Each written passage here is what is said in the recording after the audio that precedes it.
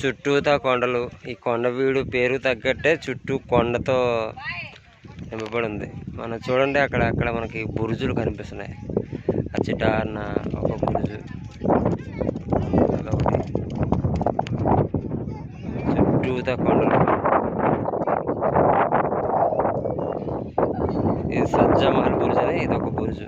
అంటే ఇది ఇక్కడ ఎక్కితే అంట కొండవిడి మొత్తం నలుదిక్కలా కూడా ఇక్కడ నుంచి చూడొచ్చు. దీన్ని సజ్జమహల్ బురుజు అంటారు. మనకు కనిపిస్తుంది. ఆ తర్వాత అచ్చిటారం మనకు కనిపిస్తుంది చూడండి, అదొక బురుజు. ఇదొక బురుజు అన్నమాట. చూడండి, ఇదంతా కొండ ప్రాంతం.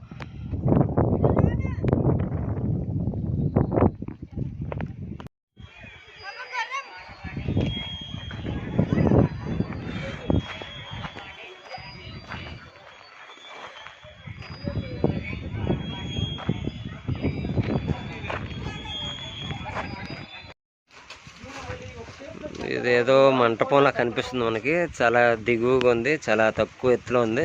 మనం వంగి వెళ్తున్నాం. ఇది దేనికోసం ఉపయోగించారనేది అయితే మనకి ఇక్కడ దీని వివరాలు అయితే కనబడట్లేదు. మనం చూడండి ఇక్కడ ఇది మరి ఆ కాలంలో మరి రాజులు ప్రజలు మరి దేని కొరకు దీన్ని ఉపయోగించారో మనకు తెలియదు. చూడండి,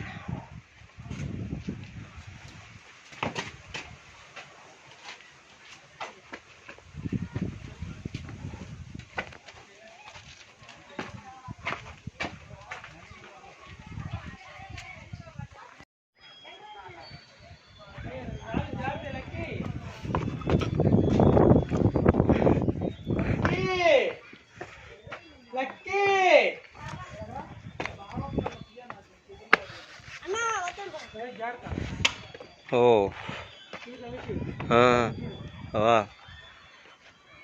ఓ అక్కడ కోట ఉంది. అక్కడికి వెళ్ళగలం భవన.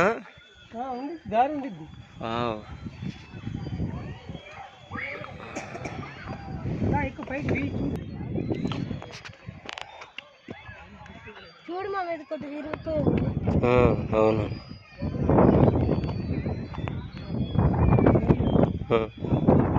దగ్గరికి వెళ్ళకు లక్కీ.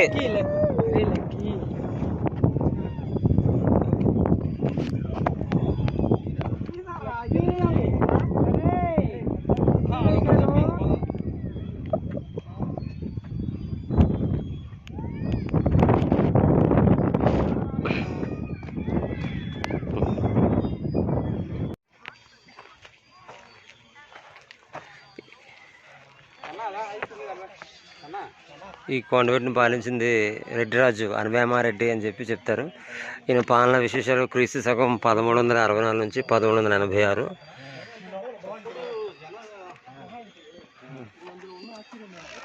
ఆయన అనపోతారెడ్డితో కలిసి కొండవీడి కోటను నిర్మించాడు. అనవేమనారెడ్డి తన సోదరుడు.